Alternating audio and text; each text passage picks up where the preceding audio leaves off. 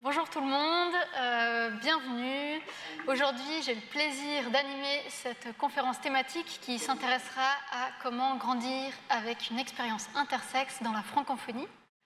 Alors, en préambule, peut-être avant toute chose, permettez-moi de définir ce qu'est l'intersexuation. Donc, une personne intersexuée est une personne qui a vécu une invalidation médicale de son corps sexué. C'est une personne dont les caractéristiques biologiques, sexuelles, primaires et ou secondaires ne correspondent pas ou pas complètement aux critères médicaux d'un corps considéré comme mâle ou femelle par la médecine. Donc, cet après-midi, les personnes qui vont prendre la parole dans quelques minutes ont joué chacune un rôle crucial sur la vie de milliers de personnes intersexes à travers le monde, en donnant de la visibilité aux personnes intersexes, en permettant l'émergence et le maintien de la communauté intersexe, en offrant écoute et soutien aux personnes concernées et à leurs proches, mais aussi à travers leur important travail militant. Que ce soit dans le domaine, quel que soit le domaine d'action, que ce soit une action politique, médicale, académique, leur production vise à créer une société plus juste et respectant les existences et les droits fondamentaux des personnes intersexuées à travers la francophonie. Mais j'ai assez parlé moi-même et je vais tout de suite vous introduire les personnes qui vont échanger avec nous cet après-midi. Donc, tout d'abord, Jannick Bastien-Charlebois, à la modération. Merci énormément et bienvenue. Donc, Jannick est professeure au département de sociologie et dirige l'unité de programme en action culturelle à l'Université du Québec à Montréal, l'UQAM.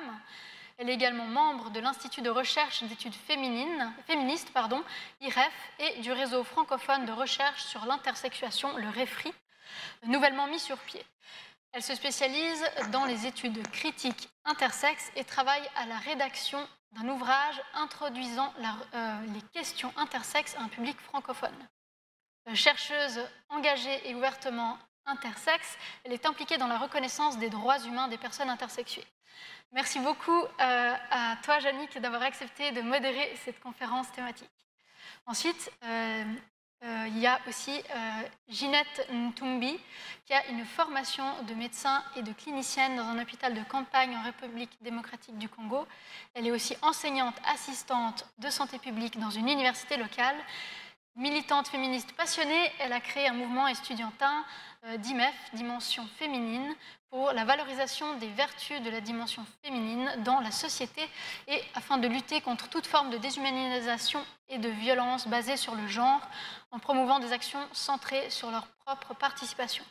Ginette est aussi très engagée dans le suivi et la prise en charge des personnes vivant avec le VIH. Et en 2015, elle a été invitée par l'OEI France, donc l'Organisation intersexe internationale, au Forum international des intersexes francophones à Douarnenez, en France, où elle a connu l'existence et l'activisme des personnes intersexes et de la communauté LGBTI. En 2018, elle a bénéficié d'une bourse d'ARES pour un stage en renforcement du système de santé dans les pays du Sud, avec obtention d'un certificat interuniversitaire en RSS, l'Université libre de Bruxelles. Elle est confrontée aux multiples défis dans son pays par le fait de son genre. Elle a initié avec une autre personne congolaise en 2020 le groupe GIDE, Groupe Intersexe Désir, qu'elle coordonne et dont la mission est de promouvoir les désirs d'intégrité physique et d'autodétermination des personnes intersexes de son pays et de la sous-région. Elle aspire à approfondir des connaissances sur l'économie de la santé des personnes intersexes afin de se consacrer intégralement à la santé de celles-ci partout où le besoin se fera sentir. Donc, merci énormément à vous deux pour votre présence et pour vos actions. Votre travail est très apprécié. Et peut-être sans plus tarder, je vais laisser la parole à Jannick Bastien-Charlebois. Merci beaucoup, Déborah, pour cette belle introduction. Et merci beaucoup à Égide d'inclure les questions, les enjeux intersexes. Je trouve que c'est un beau départ pour les activités de l'organisation. Ma foi, je suis dans une situation où j'ai à changer un petit peu de chapeau. Louis ne peut pas être avec nous aujourd'hui, donc je vais également faire une petite présentation des questions intersexes. Enfin, disons dans différents pays d'Occident. Mais tout d'abord, situer le panel. Donc, c'est un panel qui se veut, enfin, délibérément plus général parce que c'est une première expérience ici, là, au sein de l'égide de traitement des questions intersexes. Et il était difficile de savoir d'entrée de jeu donc le degré de connaissance que les personnes auraient au sujet des questions intersexes. Ça peut varier énormément. Et en plus, on a une chance extraordinaire, et c'est une première, à ma connaissance en francophonie, d'en apprendre davantage sur l'activisme intersexe subsaharien. Donc, dans un tel contexte, il m'apparaissait important qu'on puisse parler à partir d'un même angle de thématique, c'est-à-dire un même degré, c'est-à-dire présenter ou jeter les bases, quitte à ce que donc on précise certains des points dans la période de questions-réponses. Et à ce qu'on précise aussi d'autres éléments là, dans des communications ultérieures. Donc, voilà pour la mise en contexte. C'est ça, on a donc cette chance de présenter quels sont les enjeux, qu'est-ce qui est important pour les personnes intersexes et quels sont les types d'initiatives qui ont été entreprises. Et ce qui est important pour les personnes intersexes peut varier aussi selon les grandes régions. Donc, on va probablement voir avec la présentation de Ginette qui a des différences sur ce qui va être important pour les personnes intersexes, intersexuées d'Afrique subsaharienne. Et peut-être aussi que le type d'activisme qui se dessine va devoir prendre des approches différentes que ce qui a été entrepris en Occident. Je pense que c'est important qu'on puisse ajuster nos lunettes en fonction de ça. Donc, c'est ça. Alors, l'activisme intersexe, donc de ce qui a été retracé, donc outre le fait qu'il y a quelques personnes qui, de façon un peu isolée, je pense à Howard Devore aux États-Unis dans les années 80, à Oprah Winfrey, ou à des personnes centrées autour d'un groupe de patients en Grande-Bretagne qui existait depuis 1988 et qui a enfin, qui s'est exprimé dans un journal médical. L'activisme, à proprement dit, s'est formé donc, en 1993 pour une première fois aux États-Unis avec l'ISNA, l'Intersex Society of North America. Et ça, même si la prise en charge intersexe ou les personnes intersexes existent depuis très longtemps. Il y a certaines conditions sociales qui se prêtent ou non à l'émergence d'un mouvement social. Et dans le cas des personnes intersexes qui ont été prises en charge par la médecine, ici en Occident, donc le fait que la médecine ait connu une très grande croissance de son autorité et que la sphère légale donc, lui ait remis la gestion de l'intersexuation, ça a fait en sorte qu'il y a pu y avoir un contrôle presque total donc, de la trajectoire des personnes intersexes. On couple ça à l'hospitalisation des naissances en Occident. Donc, après la Deuxième Guerre mondiale, et ça de façon variée en fonction des pays, mais tous tendent vers une hospitalisation très concentrée, ce qui fait en sorte que la plupart des naissances ont lieu en milieu hospitalier et donc que ce sont les médecins qui sont en premier en contact avec les enfants intersexués et qui sont en mesure donc d'initier des interventions sur ces enfants. Et pendant longtemps, il y a eu une politique du silence où les personnes n'étaient pas au courant de tout ce qui leur avait été fait, donc des modifications non consenties qui ont été effectuées sur leur corps. Enfin, les médecins enjoignaient les parents à ne rien dire aux enfants et ça faisait en sorte que les enfants grandissant, oui, se doutaient que quelque chose clochait, qu'il y avait comme un secret ou quelque chose qui ne leur était pas communiqué, notamment en constatant, par exemple, certaines cicatrices qu'ils portaient, qu'elles portaient. Mais c'est ça, donc pouvait vivre longtemps dans ce secret-là et n'allait pas comme ça spontanément se dire « Ah ben je suis intersexe et ce serait bien que je rencontre d'autres personnes pour pouvoir changer ces conditions-là ». Donc, on comprend qu'avec ce modèle qui a été mis en place pendant plusieurs années, pendant plusieurs décennies, donc à partir des années 50, au milieu des années 50, et qui a été en force jusque, disons, fin des années 90, il était très, très difficile pour des personnes de se mobiliser et c'était presque un addon, c'est-à-dire que il y a des personnes qui sont parvenues à obtenir leur dossier médical et aussi, ben, il a commencé à y avoir un petit peu de visibilité de la question intersexe dans de la littérature scientifique. Je pense notamment à l'article de Anne Foster-Sterling publié en 1993 qui, bon, un peu pour reprendre l'institution médicale au pied de la lettre, parlait des 5 sexes, donc en reprenant la division médicale entre mâle, femelle, je reprends des termes pathologisants, pseudo-hermaphrodite mâle ou pseudo-hermaphrodite femelle ou véritable, enfin, hermaphrodite vrai. Et il y a quelques personnes intersexes qui ont vu ça, qui ont vu cet article. Une personne a pris l'initiative donc de créer une boîte postale et d'inviter d'autres personnes qui liraient le texte à communiquer avec elle. Donc, il s'agissait de Cheryl Chase, une des personnes fondatrices donc, du mouvement. Et rapidement, les personnes ont communiqué ensemble, ont sorti de l'isolement, mais on doit comprendre que c'était une infime minorité parmi les personnes intersexes ou qui avaient un vécu intersexe. Et la toute première chose, enfin au départ, là, après avoir partagé leur expérience, donc ces personnes se rendaient compte qu'elles avaient toutes vécu cette prise en charge-là comme une expérience négative ou troublante ou traumatisante. Et qu'il n'y en avait pas, donc qui manifestaient de satisfaction à l'égard de la prise en charge et ce qui les a motivés à s'adresser aux médecins. Donc, la première initiative, c'était de dire, bon, ce sont les médecins ou c'est l'institution médicale qui est à l'origine des traitements qu'on a subis, donc c'est à elle qu'on va s'adresser. Et l'attitude au départ en était une un peu de naïveté, c'est-à-dire qu'on se disait, bon, bien sûrement que les médecins qui veulent notre bien vont réagir enfin, avec empathie et accepter de rectifier le tir.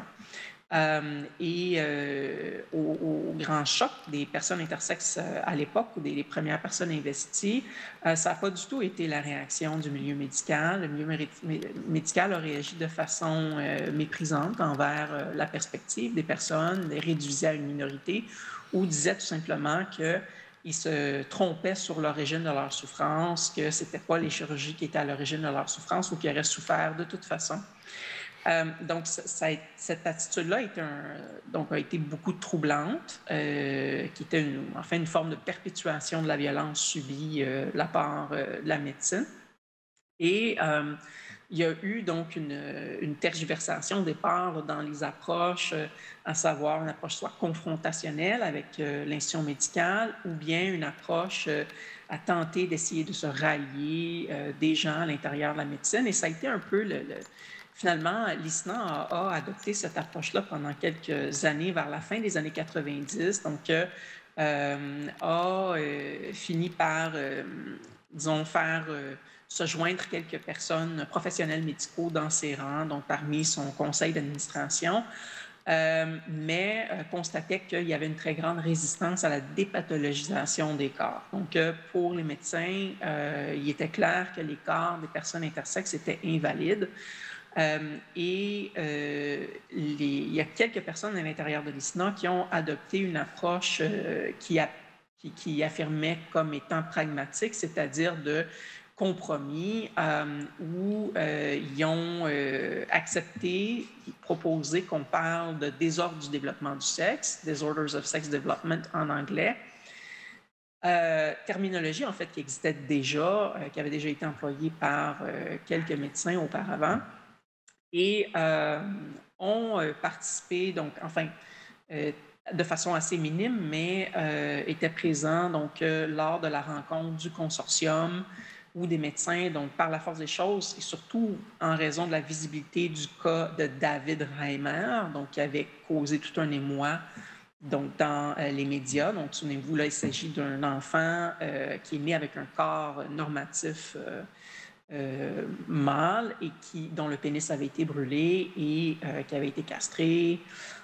Et donc rassigné comme jeune fille. Et bon, éventuellement, ça a filtré, ça finit par sortir dans les médias. Cet enfant-là se sentait pas bien. Et les théories de John Monnet, qui avait été derrière ou qui avait supervisé sa prise en charge, s'était avéré comme étant fausse, du moins celle sur la plasticité de la réassignation de l'identité de genre. Et ça, surtout cette visibilité-là, ce scandale-là a forcé les médecins à essayer de réajuster le tir. Et en 2005, ont émis une nouvelle politique de prise en charge qui, disons, désavouait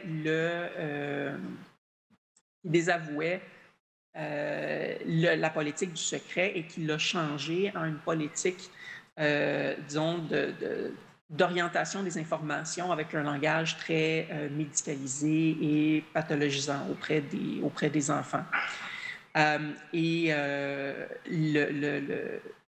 sélection du terme Disorders of Sex Development a créé une grande scission à l'intérieur du milieu intersexe, du milieu activiste.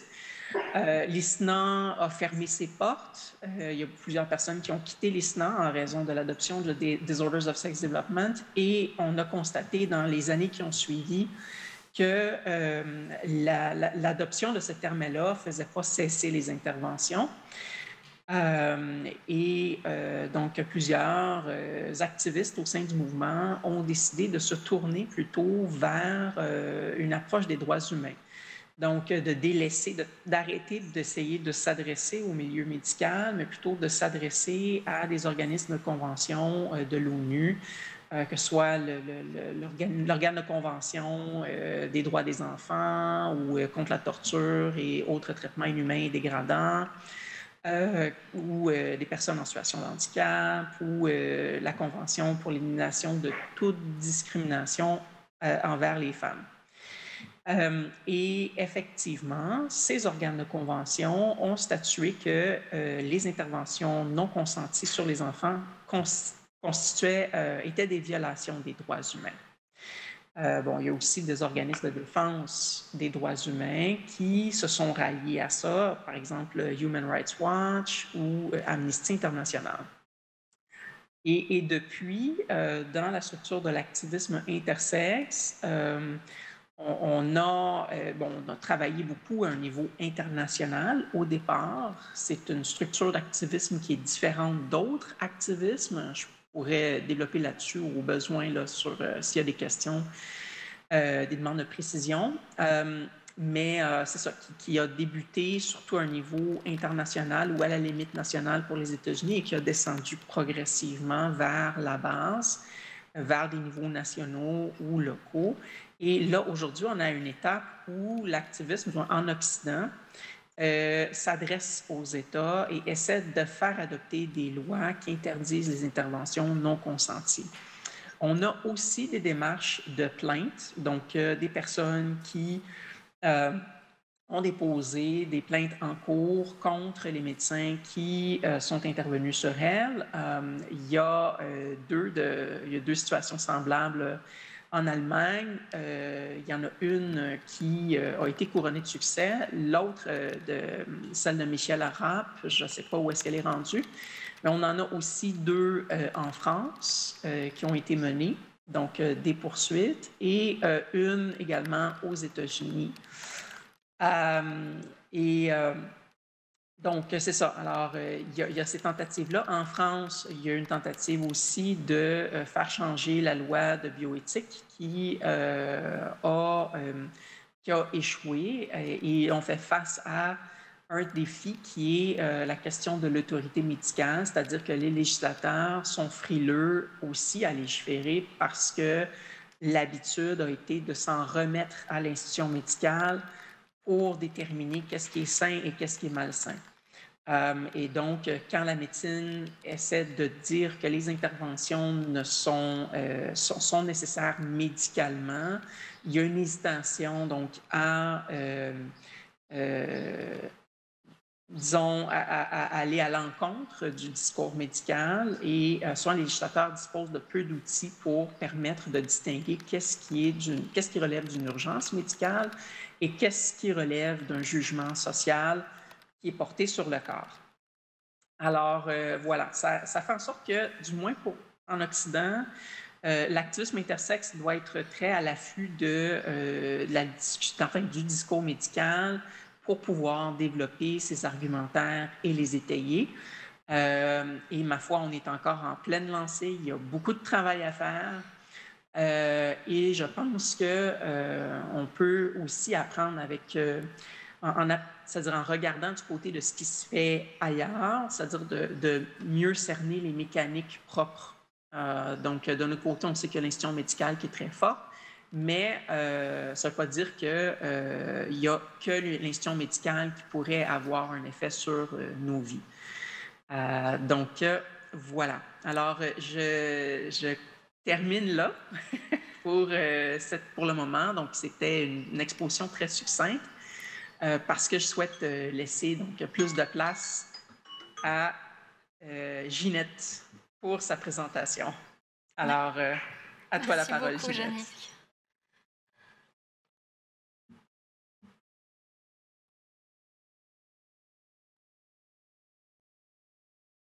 Ginette, est-ce que tu nous entends?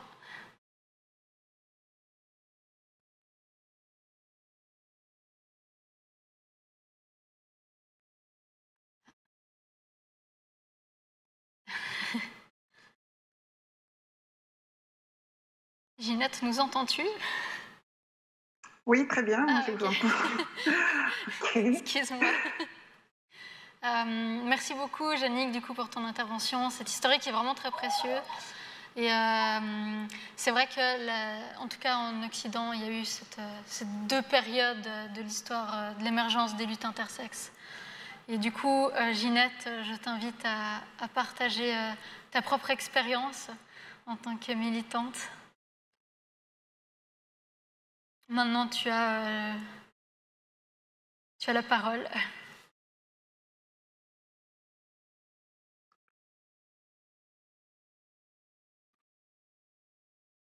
Moi, Ginette, déjà? Oui. Très bien. En fait, un grand bonjour d'abord. Je commencerai par vous envoyer mon soleil depuis Kinshasa, où je suis, donc en RD Congo, en disant grand merci à Égide pour cette grande conférence. Grand merci à Yannick, par qui j'ai obtenu pratiquement ses visas pour me transporter virtuellement jusqu'à Genève. Et donc, un grand merci aussi à tous les restes qui ont participé à l'élaboration de ces programmes, donc l'Université et la Ville de Genève. Et un grand merci surtout pour tous ceux qui vont nous suivre. En fait, c'est difficile pour moi, n'est-ce pas, de prendre la parole après mon mentor, parce que j'ai toujours considéré Yannick comme étant un mentor dans cette matière. Il faut reconnaître que je l'ai vu pour la première fois il y a 6 ans, en 2015, où j'ai été invitée en tant qu'activiste de la cause de la femme. En fait, ça, c'est, comme l'a dit ma biographie, depuis ma vie estudiantine, j'avais consacré un peu plus d'énergie, sans le savoir, à m'occuper de la question des femmes, que je trouvais toujours que les femmes sont marginalisées, les femmes n'ont pas souvent la parole. Et donc, de manière spontanée, il m'était arrivé de m'instituer, de constituer comme une activiste, spontanément.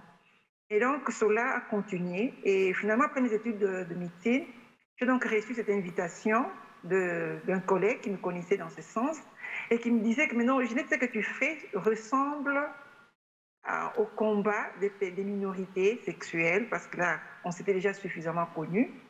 Et donc, c'est comme ça que je me suis vue invitée en France en 2015 pour participer donc à un forum international de personnes intersexes de tout le monde entier. Et donc, c'est là que j'ai connu Yannick.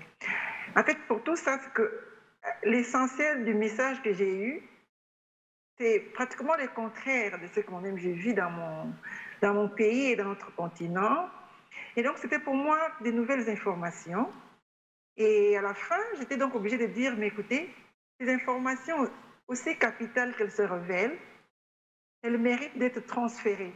Et pour ça, il faudrait que nous créions des ponts. Il faudrait que nous puissions ériger des ponts du nord au sud. Et donc, ces ponts, curieusement, sont érigés. Et ces ponts, grâce à l'égide, donc sous l'égide d'Égide, ces ponts, voyez-vous comment il est concret et il nous permet donc là de nous parler, de nous retrouver d'une manière virtuelle.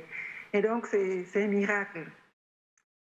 Donc, je disais que par rapport à cette dynamique, vous qui êtes dans le nord, vous êtes tellement avancés par rapport à nous qui sommes au sud, et donc ces ponts nous facilitent pour pouvoir échanger et aussi s'inspirer. Et c'est pour ça que mon intervention va un peu se résumer sur deux aspects. Le premier, c'est les contextes généraux de la situation réelle, et puis de l'activisme, de ce qui se passe dans notre petit monde. Est-ce que nous essayons de faire quelque chose déjà? Est-ce que quelque chose existe par rapport à notre genre, par rapport à l'orientation de tout un chacun? Et aussi, de manière personnelle, et là nous entrons dans cette thématique de la santé, comment nous vivons notre expérience d'intersexe dans notre vie quotidienne de tous les jours? Quelle est notre expérience personnelle et même de manière associative, parce que ça part d'abord du personnel vers un groupe. Comment nous vivons cela? Et donc, c'est cela l'échange que nous allons tout à l'heure faire, avant évidemment de pouvoir conclure et donner quelques recommandations qui iront dans le sens d'améliorer la condition humaine. Parce qu'imaginez-vous, tout ce que nous faisons, c'est pour l'homme, mettre l'homme au centre, améliorer son vécu. Et un coup de chapeau pour l'Égide qui met la condition humaine au centre de ses actions. Donc, sans trop tarder, je vais donc m'appesantir sur le premier aspect, les contextes. Cette situation générale dans laquelle nous nous retrouvons au sud. Si, au nord, Yannick qui nous a brièvement briefé l'histoire de l'intersexation. Vous voyez, c'est parti des États-Unis, et puis petit à petit, ça s'est fédéré. La cause s'est finalement fédérée jusqu'aux nations européennes, où à la base, c'est d'abord le corps, et puis maintenant, comme la Yannick l'a dit, c'est le droit. Donc on sort du corps, parce que ce corps qui est pathologique, qui est rendu malade, pourtant il ne l'est pas, et bien pour mieux s'assumer, il faudrait un apport d'extérieur en disant non, qu'on ne s'arrête pas au corps, mais qu'on sache que ce n'est pas vrai ce qu'on dit de nous. Nous ne sommes pas ce qu'on dit de nous, nous sommes des personnes réelles, nous sommes des personnes vraies, et qu'il faudrait que vous qui défendez le droit, vous puissiez faire comprendre à tout le monde que nous avons droit à vivre notre vie sans qu'on soit restreint au corps, au physique, à une sorte de maladie. Par contre, chez nous, vous allez voir dans ce que je dirais, c'est un peu l'inverse. Parce que les contextes africains, comme plusieurs qui m'ont précédé l'ont relevé, c'est l'homophobie. Dans un contexte systémique et systématisé. Donc, de manière catégorique, il y a un homme et une femme.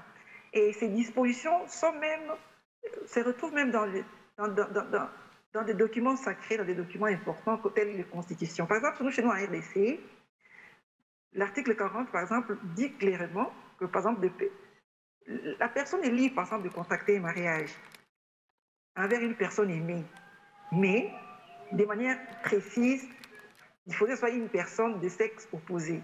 Donc déjà, même les instruments qui gèrent le pays tranchent.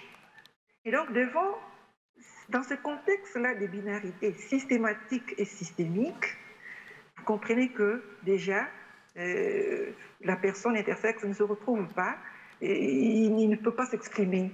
Et nous l'avons vu il y a 2 jours, je crois, quand un monsieur de Burkina Faso est passé, monsieur Adama, qu'il a bien dit, en termes clairs, que chez nous, vu le poids de la tradition, vu le poids de la culture, vu le poids de la religion, vu la question de promotion de la communauté LGBT doit encore attendre. Parce que c'est une question sensible, c'est complexe. Donc c'est vraiment une vérité immuable, c'est une vérité inchangée dans toute l'Afrique, surtout l'Afrique subsaharienne.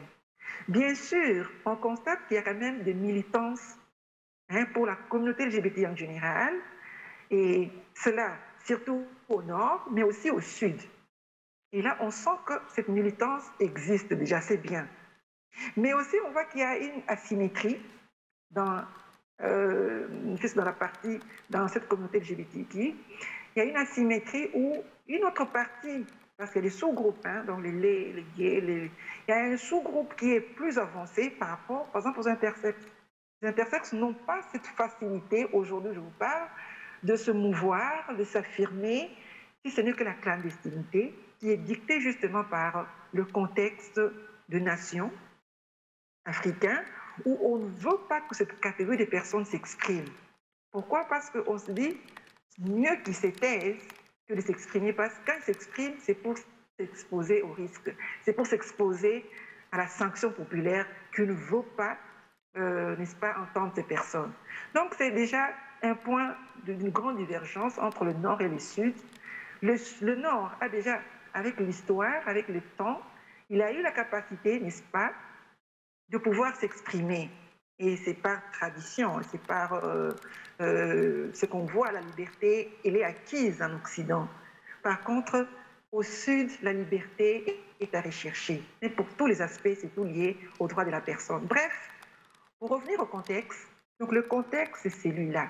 C'est un contexte d'homophobie. C'est un contexte de respect à la culture, de respect à la tradition, de respect aux normes éthiques. Et quand on parle éthique, on voit tout ce que la coutume dit, tout ce qui pour eux est naturel et bien. Et donc tout ce qui vient surtout des normes, c'est surnaturel, c'est artificiel et c'est souvent teinté, n'est-ce pas, de tout ce qui est regrettable. Vous voyez, heureusement, dans cette conférence, il y a eu un aspect de la colonisation. La colonisation en Afrique est vécue, vous imaginez, avec tous les mouvements de décolonisation, comme un mauvais, comme quelque chose de mauvais qui est arrivé à l'Afrique. Parce que par la colonisation, la tradition a été effacée au profit de l'histoire occidentale. Et donc, tout ce qui vient de l'Occident est vu automatiquement comme quelque chose d'étranger, quelque chose de ne pas évidemment accepter facilement. Bien sûr, avec la mondialisation, les événements font que l'Occident s'impose de fait. Mais malgré cette imposition de fait, le Sud, surtout l'Afrique, est toujours réticent à tout ce qui vient du Nord. Et je pourrais peut-être surprendre, par exemple, aujourd'hui, nous déplorons la situation de la Covid. Les nations africaines, la tradition africaine considère l'événement Covid comme une punition vis-à-vis de tout ce que l'Occident vit, notamment la promotion de la communauté LGBTQ. Donc, tout ce qui est promis en Occident, tout ce qui passe mieux en Occident, il faut respecter le droit des personnes, c'est vécu comme une foudre qui s'abat, n'est-ce pas, sur la tradition africaine. Et pour ça, Dieu punit l'Occident, évidemment, avec tout ce qui est Covid. Donc la Covid aujourd'hui en Afrique est vécue comme une punition, n'est-ce pas, envers ce monde. Et vous comprenez que les personnes maintenant qui profitent, par exemple, ou qui utilisent, ou qui vivent comme les Occidentaux, eh bien, sont directement relégués comme étant des apôtres ou des disciples occidentaux avec leurs pratiques. Donc, notamment la promotion de la communauté LGBTQ avec tout ce qui est promotion du droit, tout ce que nous voulons, l'intégrité physique, etc., etc.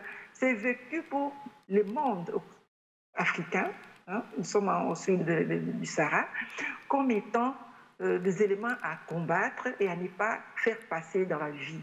Et c'est ainsi que, dans ce contexte-là, les intersexes sont marginalisés, ils vivent dans la clandestinité. Et quand je parlais notamment de la militance, cette militance a aussi des vitesses différentes. Nos amis, par exemple, de trans, etc., sont un peu plus en avant. Là, j'ai vu même plusieurs d'entre les participants, même qui interviennent à travers les discussions, qui sont souvent dans des associations de base où ils défendent plus la cause de trans, etc., etc. Mais de moins en moins, on a des mouvements associatifs des intersexes, de moins en moins. Sauf quand même, nous reconnaissons un grand mouvement aujourd'hui qui réunit plus ou moins 7 pays en Afrique, et c'est surtout en Afrique australe, et qui se sont réunis en novembre 2017 autour d'un forum international intersexe africain. Et donc, c'est le premier d'ailleurs du genre qui existe jusque-là en Afrique subsaharienne, où ces mouvements est en train de militer pour la reconnaissance de droits qui sont légitimes.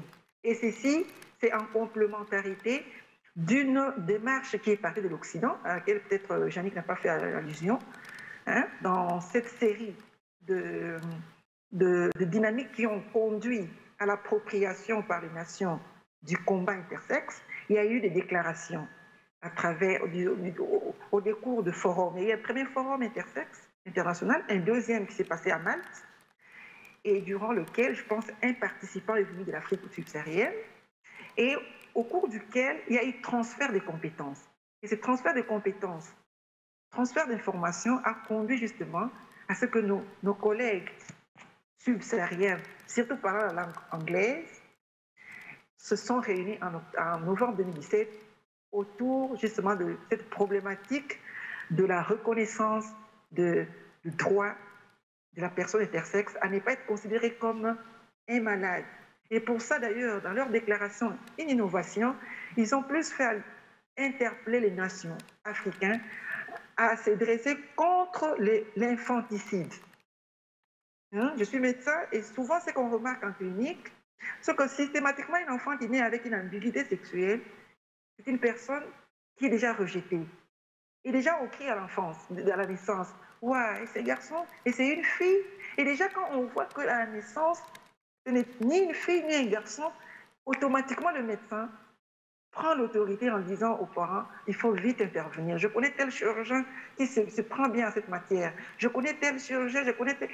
Et donc, généralement, c'est l'interventionnisme et souvent qui aboutit au décès des enfants à cet âge-là. Cet infanticide qui est systématique a été donc décrié par nos amis qui se sont réunis en Afrique du Sud à Johannesburg en 2017. Et donc, voyez-vous, ces mouvements sont en train quand même de prendre corps. Vous voyez, nous sommes qu'en 2017, donc 5 ans seulement après, et pendant que je vous parle, ces mouvements sont encore lents. Mais dans la partie francophone, c'est le silence. C'est le silence, comme on l'appellerait, c'est vraiment un eau de mar, un silence parce qu'on ne sait pas par où commencer. On ne sait pas. Et notre aspect dans cette militance, c'est que la plupart d'entre nous, nous sommes souvent sous-entendus. Et nous sommes comme des sous-récipiendaires pour beaucoup de programmes. Donc des programmes notamment de promotion des outils de lutte contre le VIH-Sida, parce que notre communauté est souvent vulnérable aux pathologies, notamment le VIH-Sida, les IST. Donc très souvent, nous sommes entendus lorsqu'il s'agit de nous protéger vis-à-vis de l'infection VIH ou des IST. Et donc nous sommes entendus, nous sommes sous-entendus dans des programmes, mais on n'est pas toujours visible. Donc, il n'y a jamais eu une structure, par exemple, internationale, qui puisse collaborer directement avec une structure à la base intersexe. Souvent, non. Donc, nous sommes toujours des sous-récipiendaires. Nous dépendons toujours des autres qui font parler de nous. Et à ce titre-là, nous sommes sous-entendus, nous sommes toujours dans la clandestinité. Et c'est cela que nos amis de l'Afrique du Sud, nos amis anglophones, ont essayé déjà de briser. Et parce que ce qui est essentiel, c'est aussi d'être au devant de la scène. Donner son point de vue, se battre. Et ce que j'ai annoncé avant, c'est que dans cette perspective où on sent que nous sommes sous-entendus, et vu les pressions sociales, vu les oppressions, il y a maintenant un phénomène qu'on vit, même ici à Kinshasa où je vous parle, c'est que les amis qui sont de la communauté LGBTQ, notamment les intersexes, tellement l'oppression est plus importante, surtout dans de petites agglomérations, notamment de villages, il y a donc un phénomène d'immigration endogène, où la plupart quittent les villages vers les villes, parce que les villes, vous voyez, il y a des brassages, c'est des carrefours. La plupart des villes sont des carrefours où on s'occupe des personnes, où on connaît moins les personnes, d'où il vient, de quelle identité il est, et même si on peut vous voir physiquement, suspect, pas ça les termes, on n'est pas toujours l'objet, très souvent, de grandes agressions, contrairement aux petites agglomérations. Donc, dans les villes, il y a une relative tolérance, si on peut le dire, bien que la tolérance n'existe pratiquement pas envers la communauté LGBTQ en général, et surtout les intersexes. Et donc, on se sent un peu mieux en ville, où on afflie en grand nombre. On ne va pas parler de l'asile vers l'extérieur, mais il y a aussi déjà une asile endogène de villages vers le ville. Tout cela, c'est pour échapper aux agressivités et à toutes les adversités auxquelles on est confronté. Mais quand on arrive en ville, mais comment survivre? Parce qu'on n'est pas toujours le bienvenu, on n'est pas toujours le bien supporté dans la société. Et donc, on se débrouille. Vous voyez, par exemple, à Kinshasa, où je vous parle, les jeunes gens se débrouillent, ils se donnent dans la coiffure, ils donnent au sport, pourvu qu'ils survivent, parce qu'on n'a pas de voix. Et la seule voie pour survivre, c'est se battre. Et cela, souvent, les mots et résilience va peut-être intervenir. C'est-à-dire qu'on se bat pour survivre. On se bat chacun à sa manière pour survivre, pourvu que la vie puisse continuer, parce qu'on ne peut pas... Heureusement, au sud où nous sommes, nous aimons la vie. On n'est pas souvent enclin à se suicider. Mais si on était dans le nord, on serait peut-être apte à se dire à quoi bon vivre. Et parce que ces soucis de survie animent en chacun de nous, la plupart d'intersexes, c'est ce que je vais vous apprendre, font une démarche de se faire opérer. Contrairement à l'Occident, où les mouvements actuels visent à interdire les interventions systématiques, au Sud, c'est le contraire. Chaque intersexe, en commençant par moi-même, cherche une démarche à se faire opérer. Pourquoi? C'est pas pour ressembler à quelqu'un d'acceptable dans la société, à quelqu'un qu'on puisse tolérer. Parce que si on n'est pas toléré, à quoi bon vivre? Et donc la démarche, ici, contrairement au Nord, c'est que chacun de nous cherche une démarche interventionniste pro-médicale. Mais heureusement, comme les moyens posent problème, très peu se font opérer. Et très peu de chirurgies existent, surtout dans la partie subsaharienne, surtout dans la partie négro-africaine. Hein. Peut-être au sud où les conditions sont relativement meilleures, où peut-être les interventions existent.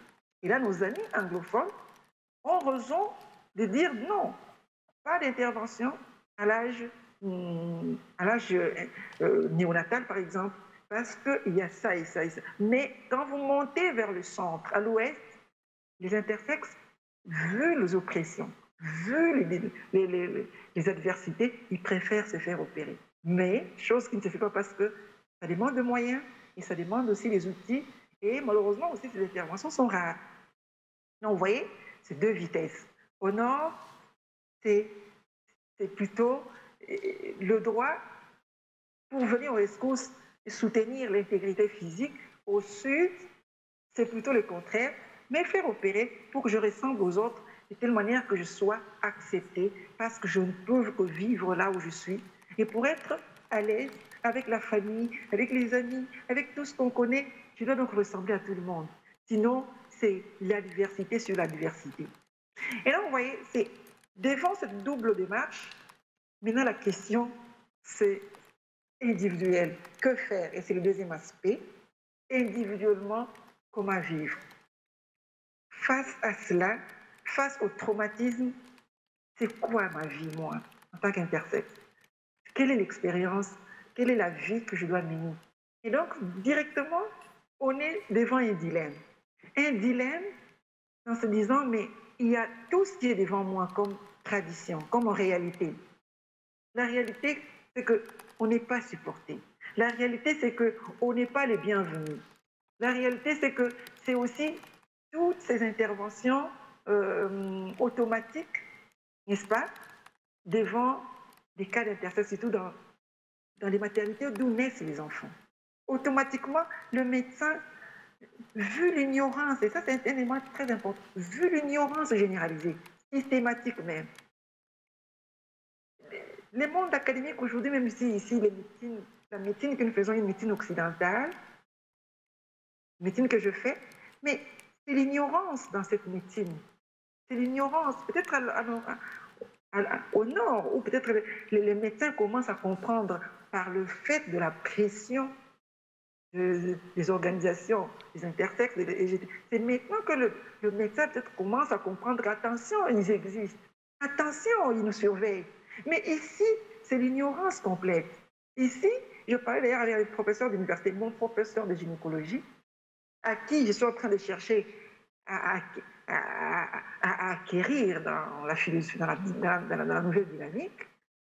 Et bien, ce professeur était content que je lui dise, mais non, professeur, maintenant on doit voir. Il faut maintenant voir avec une autre lunette la réalité des intersexes.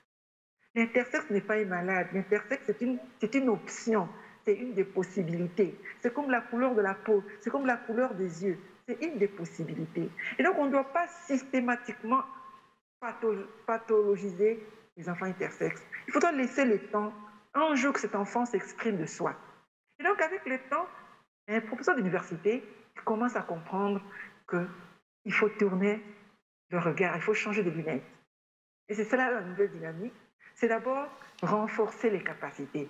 Et du milieu académique, les sociétés civiles, etc. Et donc, vous voyez, un dilemme. Un dilemme vis-à-vis de la réalité en présence.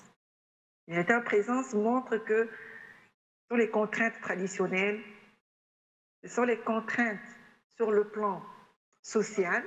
En Afrique, si vous n'avez pas d'enfant, si vous n'avez pas mis au monde, vous êtes à abattre, vous ne représentez rien. Et c'est souvent l'adage qui dit qu'un arbre qui ne porte pas de fruits, mais à quoi il sert? Il faut l'abattre parce qu'il consomme inutilement l'humus. Donc un intersexe qui n'a pas d'enfant, mais vous êtes pointé d'abord du doigt. Vous êtes un sorcier dans la famille parce que vous pouvez facilement être porté responsable d'un décès dans la famille. Quand on sait qu'elle n'a pas d'enfant et que dans la famille il y a des disparitions, on dit mais c'est lui qui a tué, c'est lui qui n'a pas d'enfant parce qu'il ne veut pas la vie. Devant cette adversité, on préfère, n'est-ce pas, opter pour autre chose. Donc, devant ces contextes, et maintenant, de l'autre côté, l'autre dilemme, c'est quoi? C'est que maintenant, on connaît, avec la pression de la mondialisation, que nous ne sommes pas une maladie, que nous ne sommes pas à déplorer, donc nous avons des chances de vivre. Et maintenant, comment concilier les deux? C'est une question que je pose devant ces dilemmes dans notre vie, donc intersexe. Comment concilier les deux? Entre les réalités en présence, si fortes, si imposantes, si contraignantes, et comment s'adapter à la nouvelle dynamique qui veut que je dois être libre de décider de qui je veux, de qui je veux être. Je dois être libre de définir ma vie. Mais aussi, il faut qu'on me donne cette chance de définir ma vie comme je l'entends. Donc, devant ce dilemme, toute l'expérience intersexe est troublante. Et je vous dis, même en tant que médecin, je n'ai pas de réponse en me disant, mais qui est le Congolais que je suis, Africain que je suis, tout en sachant qu'ailleurs, les autres bougent pour l'intégrer, pour la liberté. Mais ici, la liberté, je la veux bien. Mais cette liberté ne doit pas se restreindre à une liberté personnelle, mais elle doit être aussi compatible avec la vie sociale. Parce qu'en Afrique, on n'est pas que physique, on est surtout social. C'est-à-dire, on est là parce que les autres sont là. On est là parce qu'on est venu des gens. Et donc, toi aussi, tu dois aussi laisser une progéniture. Donc, devant ces dilemmes, finalement, il faut être courageux. Et c'est ce que j'essaie de faire. Et c'est ça le message en créant GIDE, qui est un groupe Intersexe Désir, c'est de renforcer une espèce de résilience. C'est de renforcer en chacun d'intersexe, même si nous sommes pour la plupart dans l'informel, c'est de renforcer une espèce de résilience. À chacun, à ce qu'il fait, il faut le renforcer à continuer à vivre, à continuer à se battre pour la vie. parce que la vie est plus importante que le reste. Et donc, chacun, qu'on soit coiffeur, qu'on soit balayeuse quelque part, il faut avoir confiance que la vie continue. Et il faut aimer ce qu'on fait. Et il faut se battre pour cela. Ne pas chercher, et c'est ça le message, parce que je suis souvent en contact avec d'autres intersexes. Au Burkina Faso, tout un groupe. Au Sénégal, en Côte d'Ivoire, au Rwanda, même aussi en RDC. Et donc, on échange déjà petit à petit, mais dans l'informel. On se dit, mais il faut d'abord se battre dans l'informel avant de pouvoir peut-être immerger. Parce que l'idéal pour nous, c'est quoi? C'est d'immerger dans plusieurs secteurs. Que nous soyons présents de manière intéressante dans plusieurs domaines intersectionnels. Et c'est cela peut-être le message. Que de pouvoir soutenir une militance à haute voix, de grande envergure, d'autant plus que M. Adama a reposé cette question que non. D'ailleurs, si les participants, aussi toute l'équipe a suivi, il y a une question que moi j'ai posée dans la discussion, j'ai demandé à M. Adama, est-ce qu'ils étaient prêts, en tant que responsable de la mairie de Ouagadougou, est-ce qu'ils étaient prêts à accueillir une activité pro-LGBTQ, du genre un festival, ou même, pourquoi pas, un atelier ou un séminaire de G. Qu'est-ce qu'il a dit? Non, pas possible pour l'instant, parce qu'on exposerait la pauvre communauté. Donc, vous voyez, devant cette économie d'action vis-à-vis de nous, est-ce qu'il faut croiser les bras? Non. Plutôt, il faut encourager l'émergence individuelle. Il faut donc renforcer les capacités de personnes qu'on peut facilement identifier, de tel pays, militant informellement dans des structures. Donc, c'est cela l'aspect important pour l'Afrique, à mon avis, et c'est cela peut-être aussi mon dernier mot. C'est donc renforcer la résilience. Et tout en parlant de la résilience, et c'est là la conclusion, donc c'est un besoin de renforcement. Un renforcement de capacité, mais il faut commencer aussi par les institutions. Donc il faudrait renforcer les capacités institutionnelles. Nos dirigeants, nos politiques dans plusieurs pays, il y a le ministère du genre. Malheureusement, ce ministère du genre est seulement réservé aux gens masculins.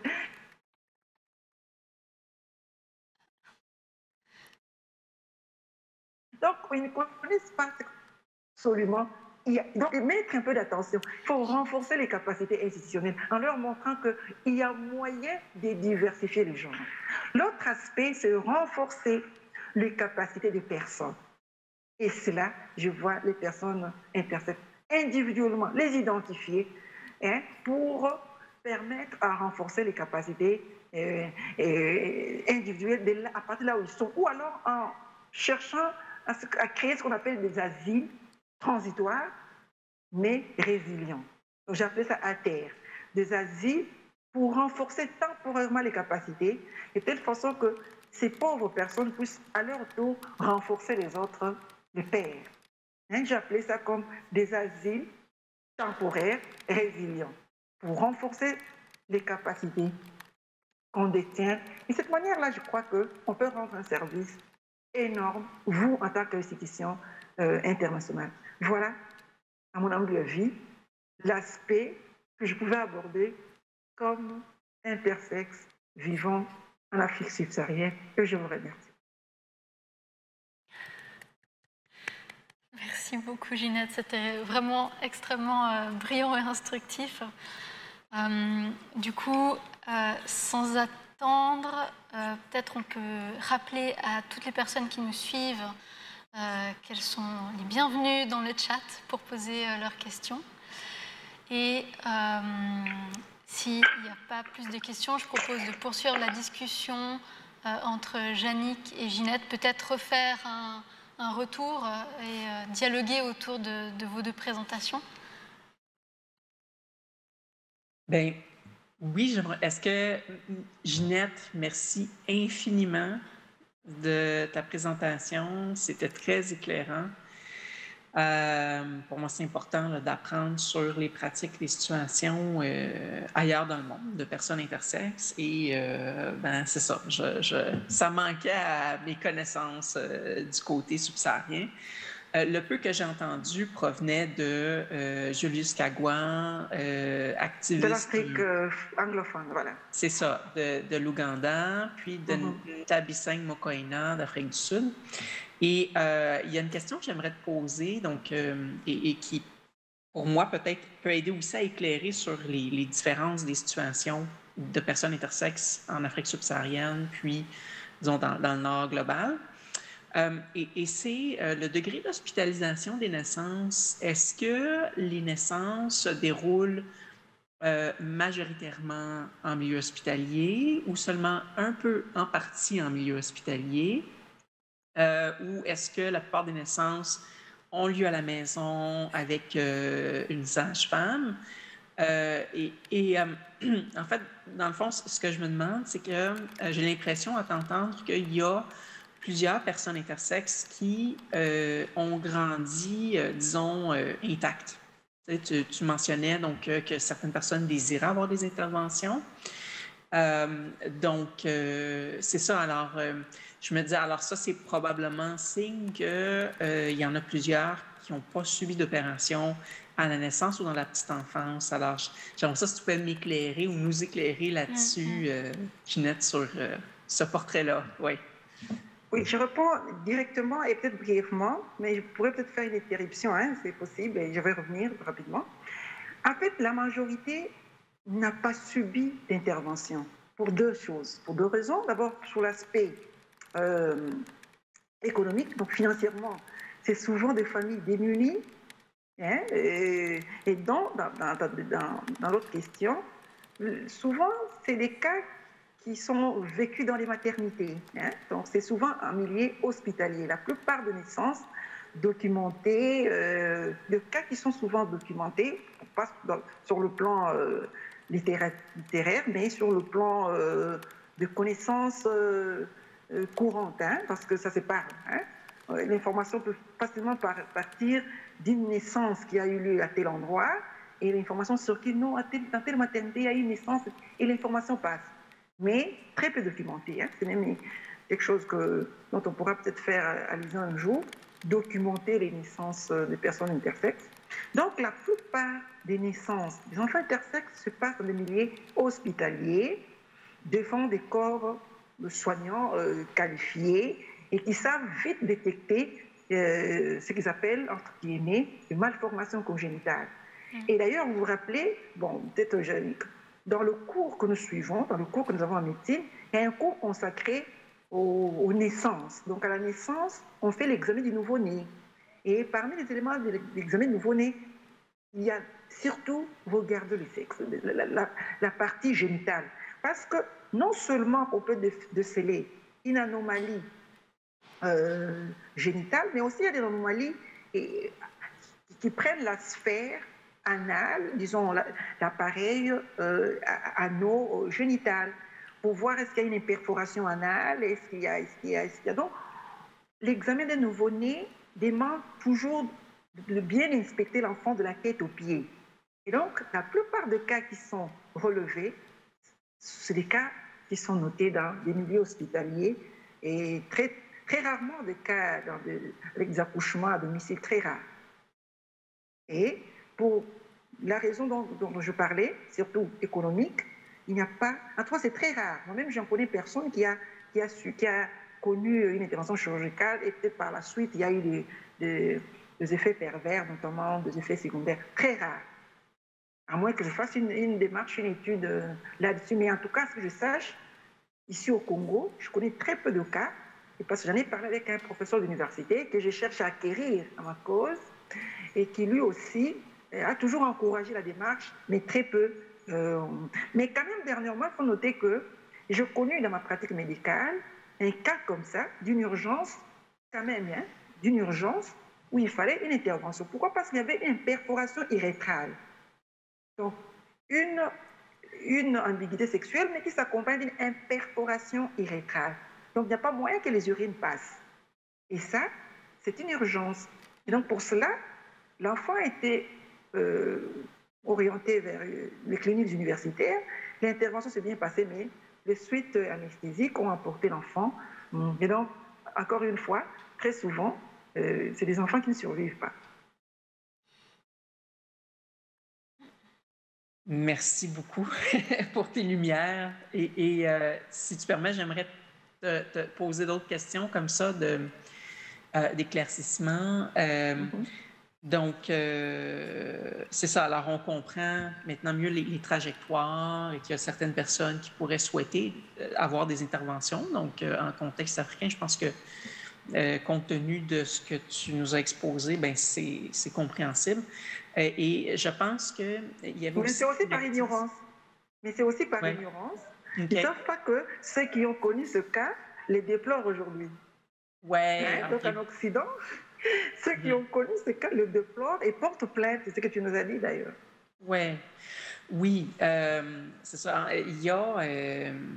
donc, en Occident, donc on va vouloir, on va militer pour que les choix soient autonomes, c'est-à-dire que chaque personne puisse décider par elle-même quoi faire de son corps. Donc, certaines personnes pourraient décider d'avoir des interventions seulement, donc on va être plusieurs à, disons, souhaiter que les interventions ne soient pas entreprises parce que la personne a hérité d'un regard négatif d'elle-même suite au jugement pathologisant des médecins. Et j'en fais partie, d'ailleurs. Je veux dire, c'est-à-dire que c'est ma trajectoire personnelle aussi. Mais, donc, c'est ça, libre à chaque personne de décider. Mais moi, j'avais aussi... Moi-même, j'avais cette démarche. Je m'étais inscrite dans une démarche, je m'étais opérée, mais après, surtout après la conférence de France et toutes les réalités. Donc, là, je suis devenue comme une apôtre. Et c'est ça même les motifs, les mobiles principaux qui m'a poussé à commencer le groupe GID. C'est pour convaincre en se disant non, il faut s'accepter. Peut-être que par la force de l'ignorance, quelque chose qui nous échappe maintenant, grâce à l'outil Internet, nous savons ce qui se passe ailleurs. Et donc, je suis devenue maintenant, d'abord, on commence moi-même. Je me suis dit que ça ne servait plus à rien, à pouvoir prendre une telle démarche. Et la démarche consiste à aider les autres à pouvoir s'accepter, mais surtout en mettant l'accent sur se faire développer un sens de l'autodétermination dans ce qu'on fait pour être utile à soi-même et à la communauté. OK.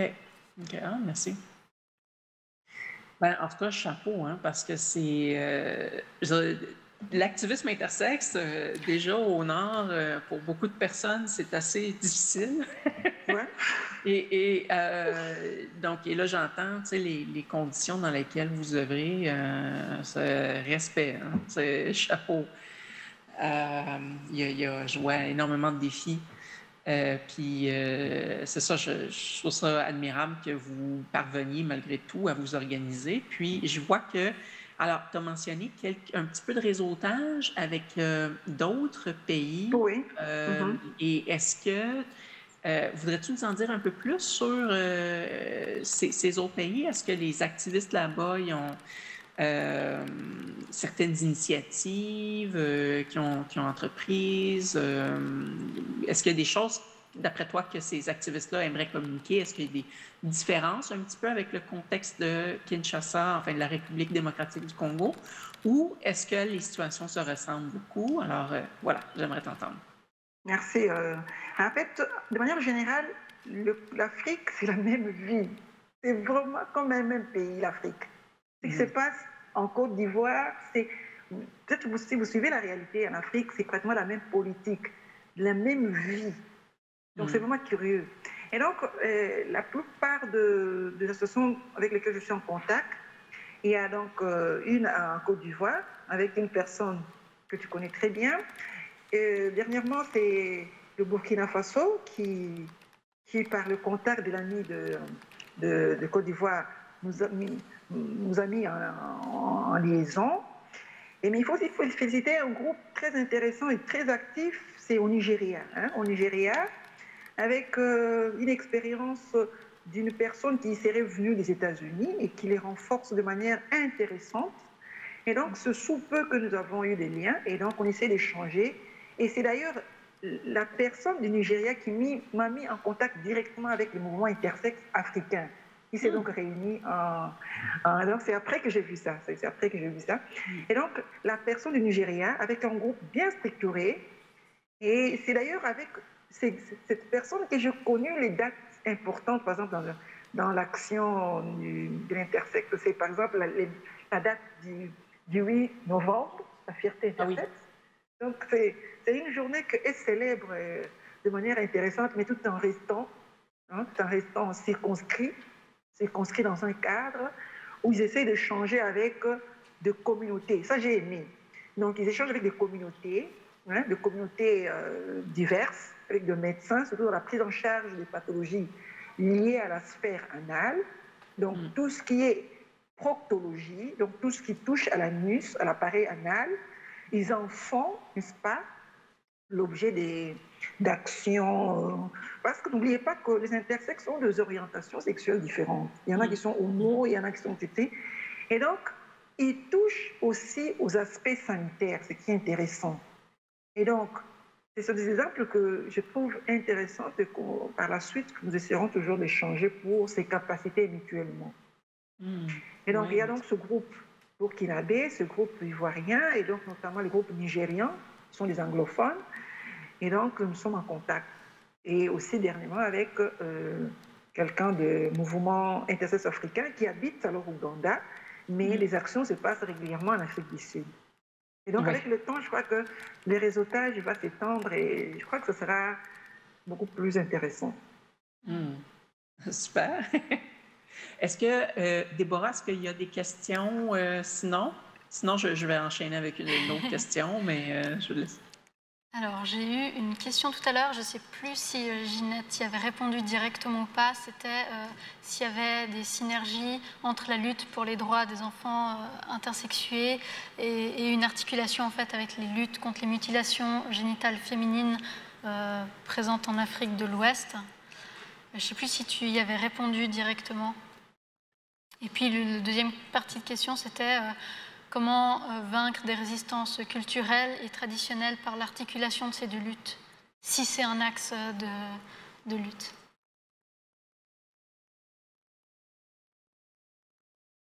Eh bien, ça, c'est... Merci beaucoup, Marat, et merci pour celui qui a posé la question. Comment vaincre les résistances? C'est vraiment une question très difficile. C'est simplement en s'acceptant d'abord, c'est la première de réponse. Et c'est ça la démarche que je mène avec tous ceux qui sont en contact avec moi, c'est d'abord de faire une démarche d'auto-acceptation et d'autodétermination. Parce que les réalités en face de nous sont aussi traumatisantes qu'il faudrait éviter les chocs, il ne faudrait pas aller tout droit en s'affichant ou bien en montrant qu'on peut travailler à contre-courant de réalité en présence. Bon, peut-être que les temps, comme on dit, les temps arrangent les choses, mais visiblement, c'est d'abord l'auto-acceptation, l'autodétermination, tout en... C'est la question que je posais, il y a un dilemme, hein? Il y a ces réalités et puis il y a ces désirs à soi. Eh bien, la meilleure des choses, c'est d'abord de cultiver l'auto-acceptation, parce que bon, c'est ce qui conduit à la démarche de plusieurs qui disent « autant me faire opérer ». Donc, par ces dénis-là, ils optent pour une démarche qui est, par contre, déplorée ailleurs.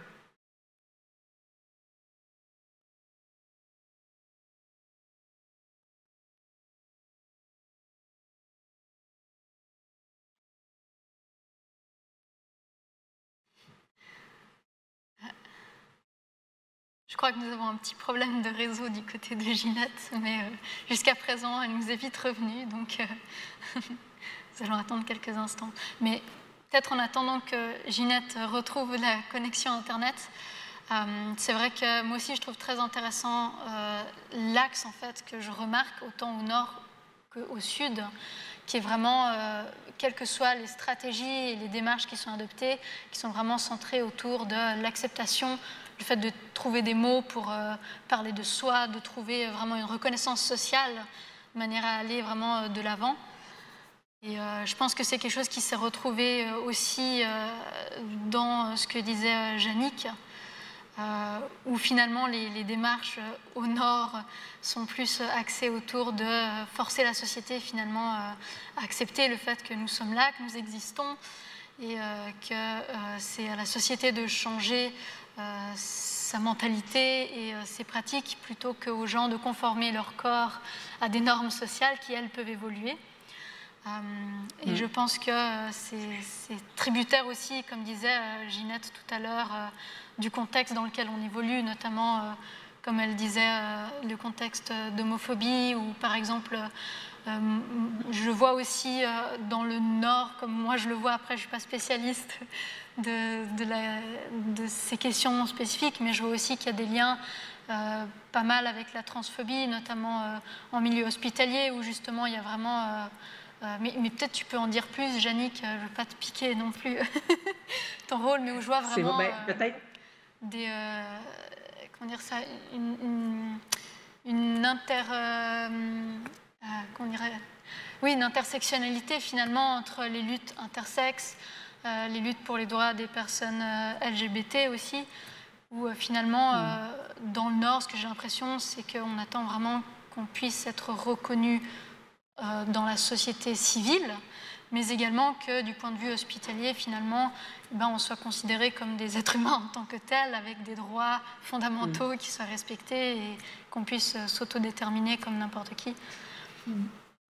Ce que répond aussi ce que tu disais, Yannick, quand tu faisais l'historique du mouvement intersexe, où vraiment... Oui.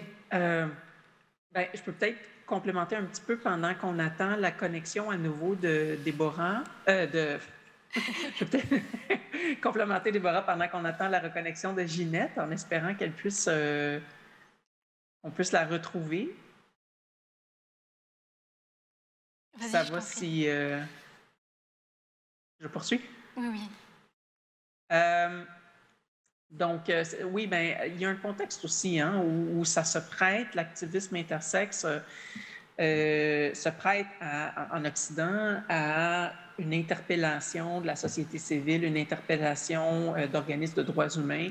On a beaucoup profité des luttes féministes ou des luttes LGBTQ+, ou des luttes qui visaient à accorder plus d'autonomie aux personnes qui se retrouvent à être prises en charge par la médecine ou qui évoluent ou qui sont en contact avec la sphère médicale.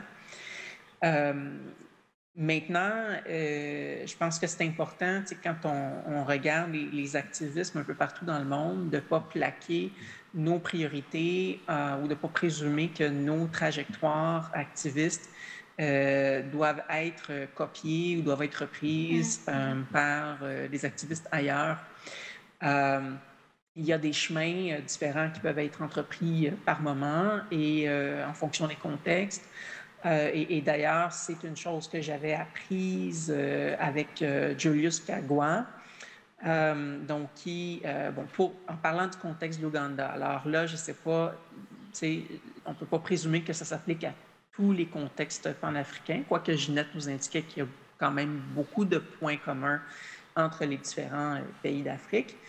Mais disons, je pense que j'aurais bien aimé avoir son point de vue sur le point que je vais amener ici. C'est que Julius nous disait que dans le contexte de l'Ouganda, la pathologisation est pragmatiquement une approche qui est préférable à la non-pathologisation parce que la dynamique avec laquelle ils ont à composer, ce sont les infanticides. Donc, la plupart des naissances n'ont pas lieu en milieu hospitalier et les enfants peuvent être laissés donc seuls à mourir.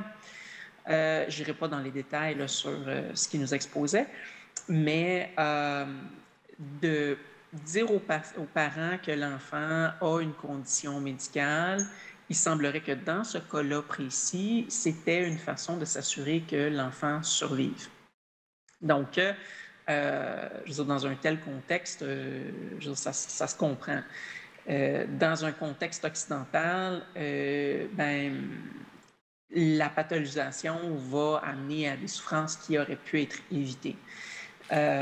Mais c'est sorti, il y a des nuances là qui, je sais bien qu'on peut s'apprendre de ces nécessités.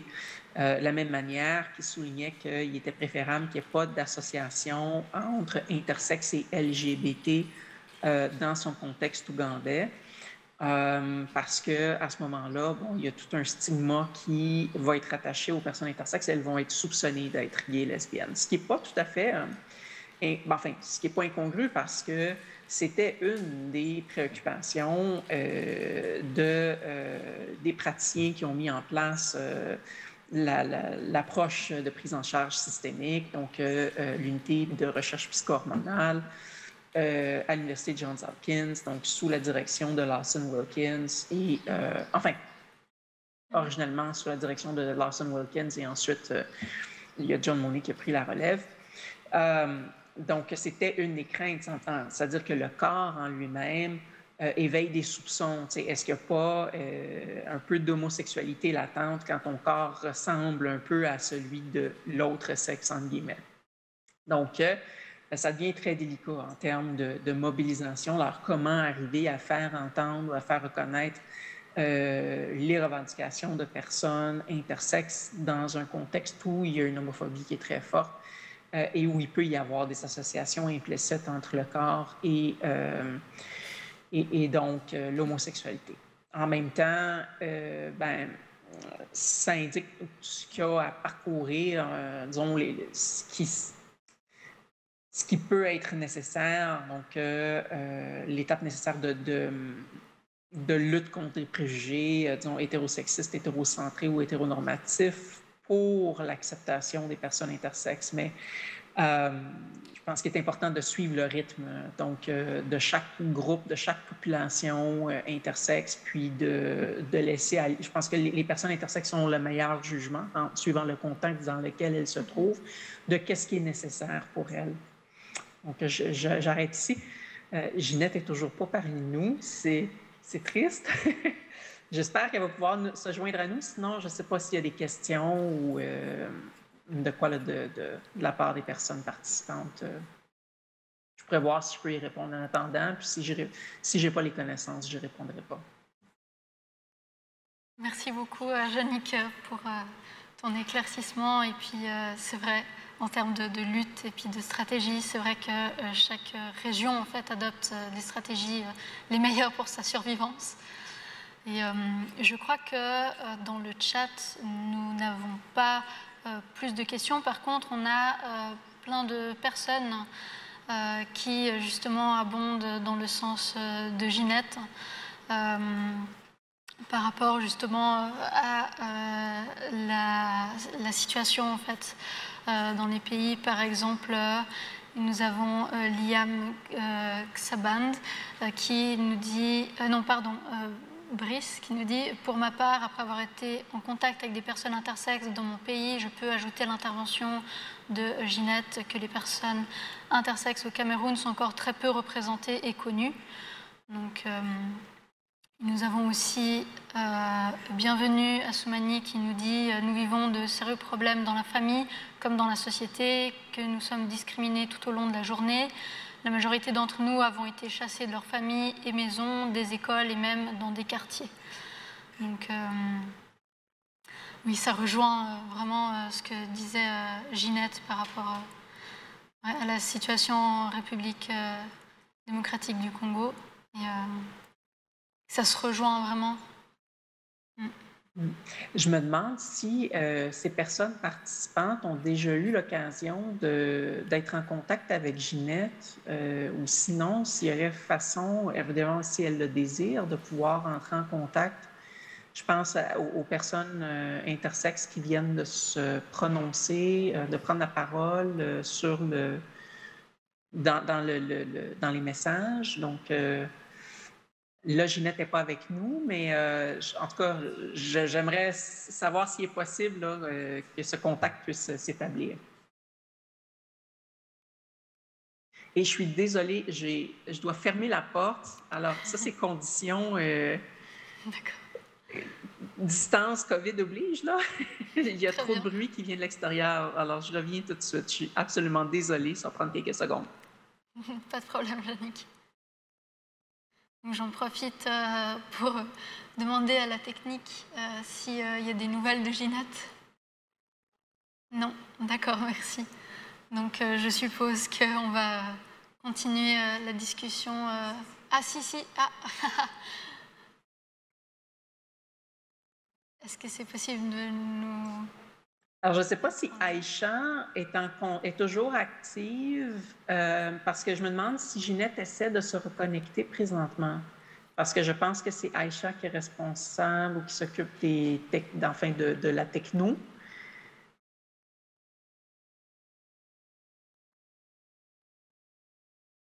Ah, OK, merci. Okay. Donc, nous avons en attendant, peut-être je reprends, nous avons une question pour toi, Yannick.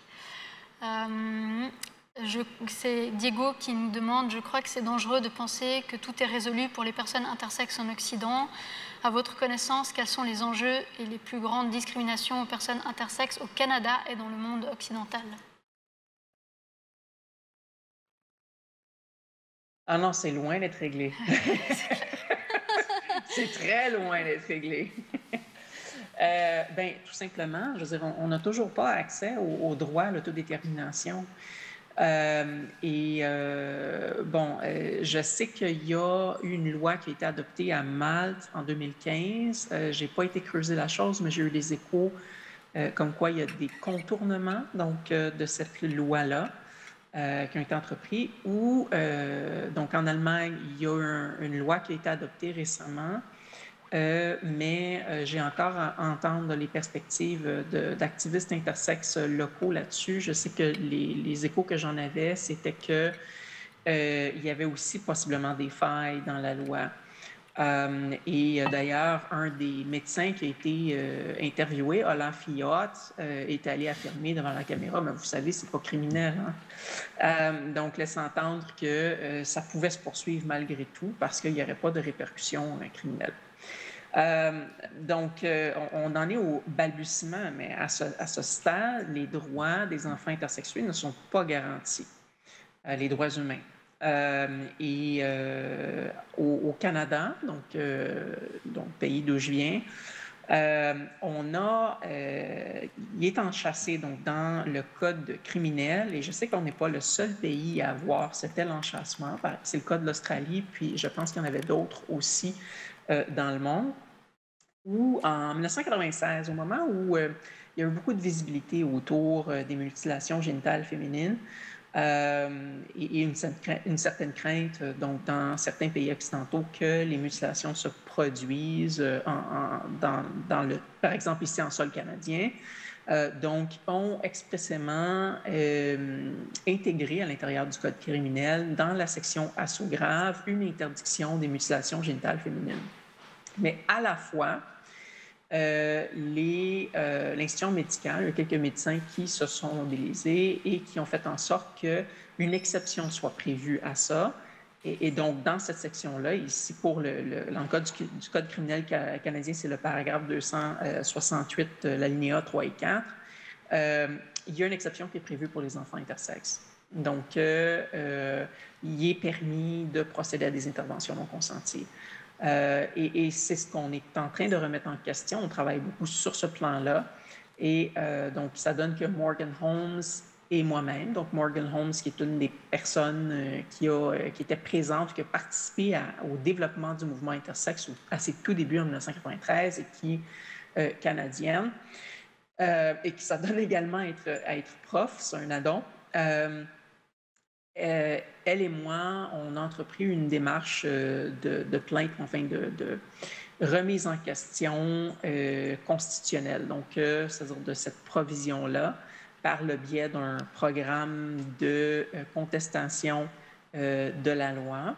et avec l'appui de l'organisme Égal Canada, donc on vise à faire retirer le motif de cosmétique, donc qui est prévu aux interventions sur les enfants intersexués. Donc, c'est ça, d'enlever la couverture, la protection contre les poursuites criminelles. On a Ginette avec nous, yeah! Alors, à toi la parole, Ginette. Donc, on a discuté un petit peu encore. Je laisse Déborah, dans le fond, prendre le micro de la modération. D'accord. Ah, Ginette? Ah, elle est repartie.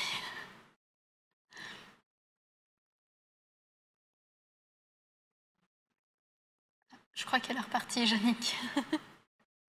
Oui, ben, elle est en train de se connecter à l'audio. Okay. Alors, je ne sais pas, le panel se termine dans 5 minutes, c'est bien ça? Ah, oui, je pourrais dire un mot. Oui, bien sûr. C'est la fin, c'est la fixe, ouais. Ah, et juste avant, si tu permets, juste avant, je pense qu'il y a quelques personnes intersexes qui se sont prononcées dans la section discussion. Est-ce que, si elles le désirent, est-ce qu'elles peuvent être en contact avec toi? Et si oui, par quel moyen? Eh bien, c'est facile qu'ils s'adressent. Pour l'instant, c'est l'égide qui nous... Sous l'égide, ils peuvent bien me trouver. Mais sinon, comme nous sommes encore dans un contexte informel, eh bien, le meilleur moyen serait d'abord de passer par... le contact du GID, je pense qu'ils sont connus de tous. Et en ce moment-là, je serai en contact. Parce que, c'est sûr, désormais, nous serons en contact. C'est ça le pont que GID veut, non? Grâce à GID, il y a des ponts qui s'érigent. Et donc, grâce à GID, on peut avoir de ponts entre nous ici en Afrique subsaharienne.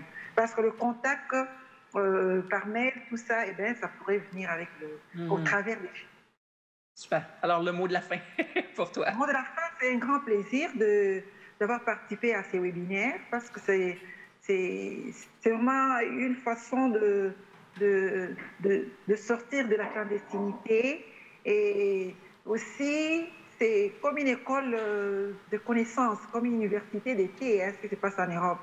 C'est-à-dire qu'à travers tout ce qu'il y a eu comme conférence, comme participation, comme argumentation venant des experts et des fonctionnaires, il y a lieu d'avoir de l'espoir. Donc, je sors de cette conférence renforcée, plus que résiliente, à pouvoir, n'est-ce pas, m'affirmer, mais surtout à pouvoir mener encore un combat davantage beaucoup plus influent pour la cause de beaucoup d'entre mes pairs. Parce qu'en fait, on est nombreux, nous existons, curieusement, il y a des gens qui se posent des questions, est-ce que vraiment c'est vrai? Oui, nous existons. Et parce que cette communauté existe, il faudra se battre. Pour nous qui avons eu la chance d'émerger un tout petit peu grâce à la formation et puis par cet outil qui est le français, eh bien, Dieu merci, par ça, nous pouvons, n'est-ce pas, donner la chance aux autres. Hein? C'est comme toi, Yannick, tu m'as donné la chance, tu m'as tiré, n'est-ce pas, en me jetant la leçon, mais moi aussi, je vais jeter la leçon pour que j'arrive aussi à tirer d'autres et à faire, n'est-ce pas, de cette lutte un bien commun pour l'épanouissement humain. Vraiment un grand merci et une beauté venant de Kinshasa où je me trouve.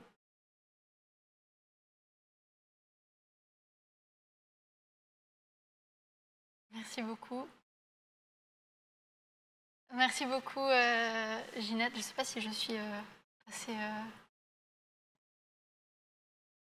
en live ou pas. Ah oui. Ok. Merci beaucoup, Ginette, pour ton mot de la fin. Merci énormément, Yannick, pour avoir répondu à ces questions. C'est seulement... Ah, oui. C'est cette note d'espoir, hein? Cette note d'espoir, cette note de prendre tout son temps à comprendre que chez nous, en Occident, disons au Sud,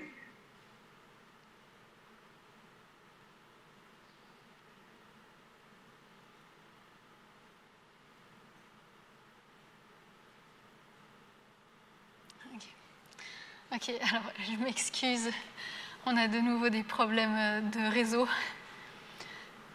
Ça me brise le cœur, mais Voilà, je suis désolée aussi pour vous qui nous écoutez depuis la maison. Nous avons besoin qu'on puisse capter au niveau du sud, ce serait intéressant. Mais je vais devoir conclure la séance ici. Donc, merci encore beaucoup à toutes et à tous de nous avoir suivis depuis chez vous, depuis vos ordinateurs. Merci mille fois Yannick et merci mille fois Ginette d'avoir été avec nous aujourd'hui, d'avoir parlé de votre expérience en tant que militante et aussi en tant que personne qui agissait sur le terrain dans vos régions respectives. Et je m'excuse encore de la part d'Égide pour les problèmes techniques, mais merci beaucoup d'avoir permis cet échange autour des thématiques intersexes qui effectivement ont besoin de cette création de ponts interrégionaux, intercontinentaux même. Et n'hésitez pas à les contacter pour justement être mis en lien avec les différents intervenants et intervenantes. Et pour toutes les personnes intersexes et intersexuées qui nous écoutent aujourd'hui, n'oubliez pas que nous sommes tous et toutes des merveilles et que la vie est merveilleuse. Donc, bon courage, continuons à lutter et voilà. Yannick, si tu veux dire encore un petit mot pour la fin.